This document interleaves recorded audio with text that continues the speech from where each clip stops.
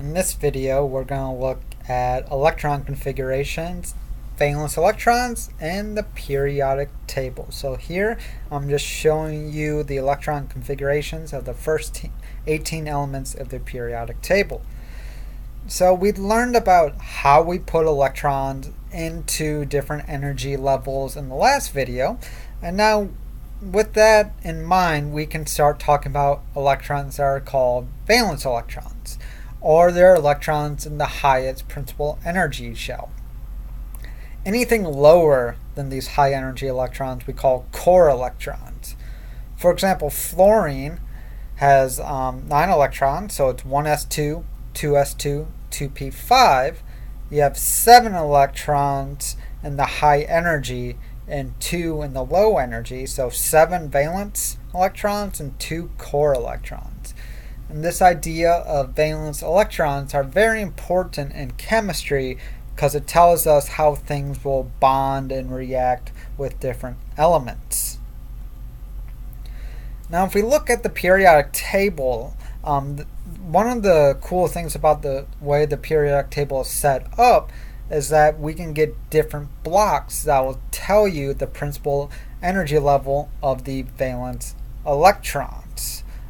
So let's actually take a look at this in the next slide, where we have here are electrons or here are elements that have S block as their valence electrons. We have D block right here, P block, and F block. So based on where they are in the periodic table, you can see which energy level will hold the valence electron, and they're just in big blocks like this.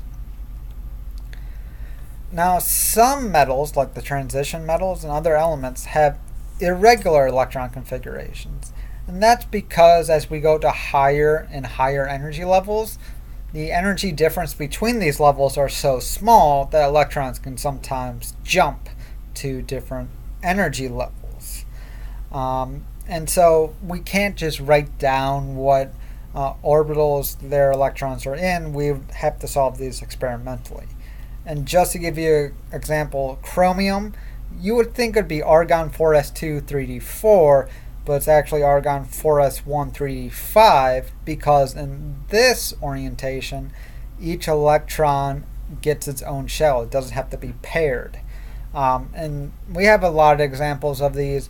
You don't have to memorize them, but I'm just showing you that it is possible for atoms to have irregular electron orbitals. That's it for this video. See you in the next one.